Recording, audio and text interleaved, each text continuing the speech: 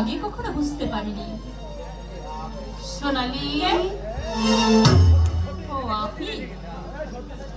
আমি আমি তোমার কাছে একটা ভিক্ষা চাইতে এসেছি ভাই। ভিক্ষা? হ্যাঁ ভিক্ষা। তুমি ভিক্ষা না দিলে আমার যে আত্মহত্যা ছাড়া আর কোনো পথ থাকবে না। বৈশালী দেবী, এতদিন মনের সঙ্গে যুদ্ধ করে আমি কোনো কুল কিনারা খুঁজে পাচ্ছিলাম না।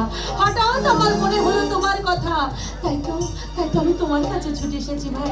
আমি ভাবলাম একজন মেয়ে হয়ে আরেকজন মেয়ের ব্যথা তুমি নিশ্চয়ই বুঝবে। আচ্ছা, কি আপনার ব্যথা আর কেই বা আমাকে বলতে চান বলুন?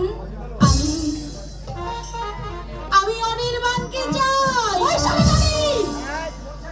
আপনি কি বলছেন?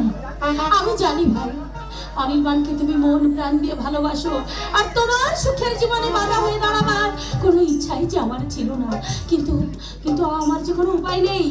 আমি যে অনির্বাণের সন্তানের মা হতে